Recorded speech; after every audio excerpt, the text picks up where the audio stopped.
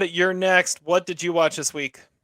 So I watched one of my screeners from Film Independent, and it's one of the international film nominees, and that is Return to Seoul, directed by Davy Chou. And it was actually the Oscar official submission by Cambodia, but it was also a joint production of Cambodia, South Korea, Qatar, France, Germany, Belgium, and Romania. I don't think I've ever seen that many countries listed as the country of origin before.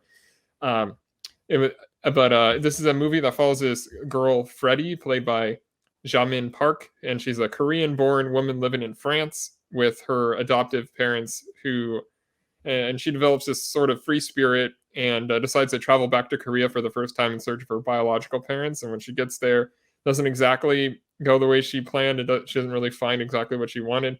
And the rest of the movie is chronicling her and her Korean parents and her French family over the course of several years, seeing how people change and watching her growth and maturity and still letting this void in her take control of parts of her life. And it's a beautiful movie. It's directed with a pace, and it's just mesmerizing to watch at its best, and like it's never less than intriguing. And every line seems vital. Like it never lingers on anything. It just lets the characters play it out. And Park gives an extraordinary performance. She kind of reminds me of like young Erica Christensen in like her facial expressions and how she carries herself. She's amazing in this. And Kwang-rok Oh and Sung Young Kim are her father and her aunt, and they are great standout supporting performances as well. There's a little bit of like the worst person in the world in here. Like the character has her faults, but we like her and we want to follow her, even though like her plight is a little out there, but her struggles are relatable and true. It's difficult to shake off. Because nothing happens perfectly at any point for any character, but that's life. And I love this movie. It was actually named Best Picture by the Boston Film Critics, which is a great poll by them. It cracks my top 10 at number 10 of 2022. Ooh. 3.5 stars.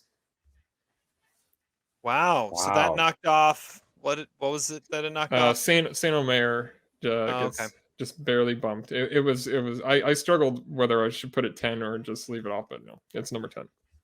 Nice. And yeah, hopefully this comes on some streaming networks soon, because I think a lot of people are going to like it. I could see Zach really getting into this one for sure. Do you think it has a chance to win foreign film? I mean, foreign film is sort of a strange category this year. I don't think there's any clear favorite, right? What, at the Spirit Awards? Didn't you say this was a foreign or international film nomination? Well, yeah, at the Spirit Awards. Oh, okay, not the Oscars. No, it was the official submission of Cambodia at the Oscars. But no, I don't know what's going to win international film at the Spirit Awards, though. I guess Corsage is probably the highest profile one that's nominated, but I don't know. Like that movie sucked. Sure. So. Yeah, I don't know. Return to Seoul would be my vote, though. It's terrific.